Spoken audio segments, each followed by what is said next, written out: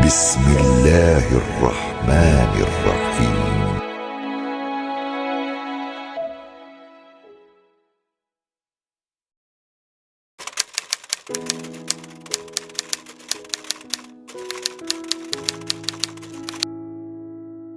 Pada saat mau tidur. Di sini penulis mengatakan menyatukan dua telapak tangan seperti ketika berdoa, lalu meniup keduanya sambil membaca pada keduanya surah Al-Ikhlas. Sudah kita tahu tentunya Bismillahirrahmanirrahim. Di sini di buku kita ditulis Qul huwallahu ahad, Allahus samad, lam yalid wa lam yulad wa lam yakul lahu kufuwan ahad. Katakanlah dialah Allah yang Maha Esa.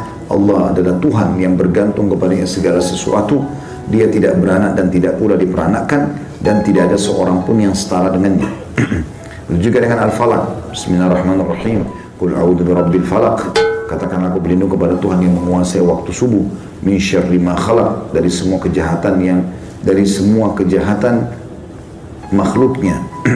Wa min syarri ghasiqin idza waqab, dan dari kejahatan malam apabila telah gelap gulita, karena umumnya malam orang berbuat maksiat.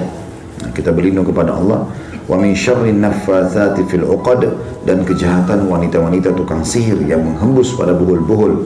Wa min syarri hasidin idza hasad, dan dari kejahatan orang yang dengki apabila ia dengki.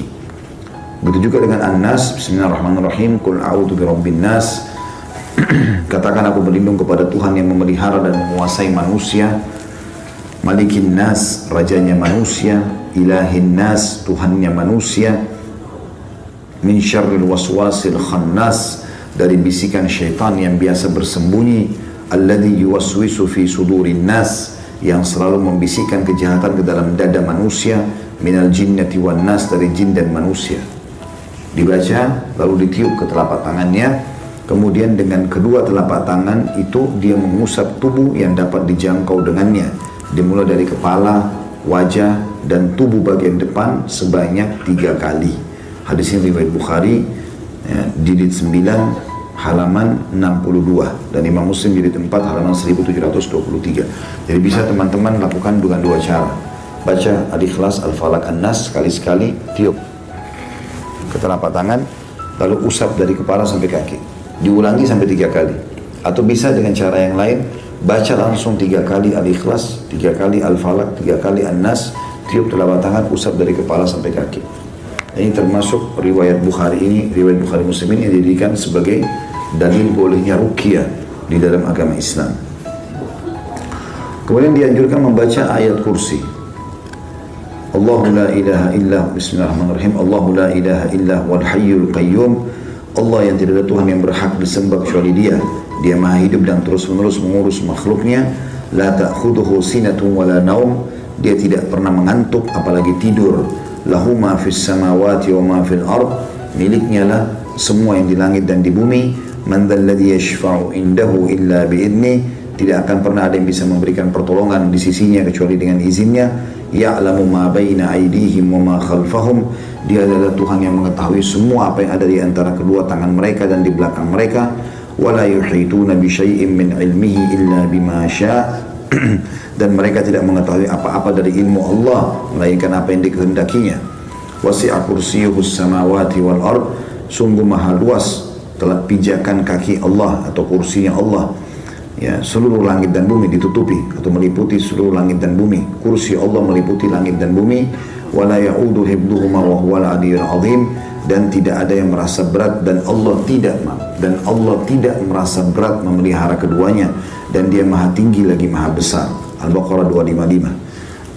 Ada footnote di situ bagi yang pegang bukunya, halaman atau footnote nomor 127 di halaman 98. Keutamaan baca ayat kursi kalau mau tidur, barang siapa, kata Nabi SAW, barang siapa membaca ayat tersebut ketika hendak berbaring di tempat tidurnya, maka Allah akan senantiasa menjaga dirinya dan syaitan tidak akan mendekatinya hingga pagi hari.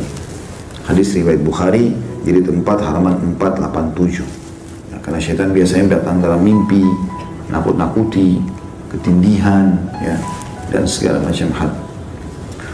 Termasuk dianjurkan adalah membaca beberapa ayat terakhir dari surah Al-Baqarah. Tepatnya 2 ayat terakhir, ya. Ayat 285 sama 286. A'udzu billahi minasyaitonir rajim. Amanar rasulu bima unzila ilaihi min rabbih wal mu'minun. Sesungguhnya Rasul Muhammad SAW telah beriman terhadap apa yang diturunkan kepadanya. Begitu juga orang-orang beriman telah beriman terhadap apa yang diturunkan kepadanya.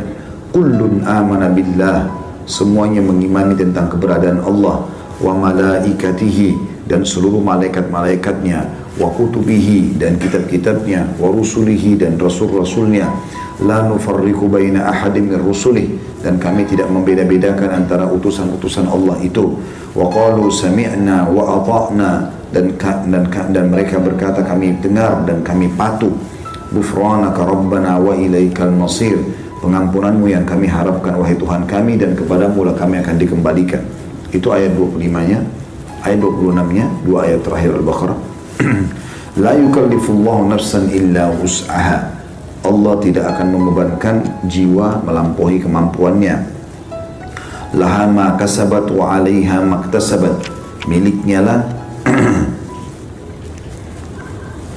sesungguhnya ia mendapatkan pahala dari kebaikan yang diusahakannya dan mendapat siksa dari kejahatan yang dikerjakannya. Rabbana la tu'akhidna, ya. Laha ma kasabat wa 'alaiha maktasabat, Rabbana la tu'akhidna in nasina aw akhtana, wahai Tuhan kami janganlah kau menghukumi kami karena kami lupa atau kami salah. Rabbana wa la tahmil 'alaina isran kama hamaltahu 'alal ladina min qablina, wahai Tuhan kami janganlah engkau bebankan kepada kami beban yang berat sebagaimana engkau bebankan kepada orang-orang sebelum kami. Rabbana wala tuhammilna ma la taqata lana bih, ya Tuhan kami janganlah kau bebankan kami di atas kemampuan kami. Wa'fu anna, maafkanlah kami. Waghfir lana, dan juga ampunilah kami. Warhamna, kasihanilah kami. Anta maulana, engkau lah ya Tuhan kami. Fansurna 'alal qaumil kafirin, tolonglah kami dari orang-orang yang kafir. Al-Baqarah 285-286. Di situ ada footnote nomor 128 di halaman 101. Hadisnya adalah hadis riwayat Bukhari di jilid 9 halaman 94 dan Muslim jilid 1 halaman 554. Kata Nabi SAW, barang siapa yang membaca dua ayat tersebut di malam hari, dua ayat akhir Al-Baqarah, maka dua ayat tersebut telah mencukupinya. Makna mencukupinya adalah memenuhi segala kebutuhannya dengan termasuk menyelamatkannya dari segala mara bahaya. Jadi kalau dia misalnya naudzubillah terjadi gempa apa, dia bisa sempat bangun melarikan diri, intinya dia akan diselamatkan oleh Allah Subhanahu wa taala. Kemudian masuk dalam doa setelahnya adalah tentu ini ada banyak riwayat berhubungan dengan masalah ini ya.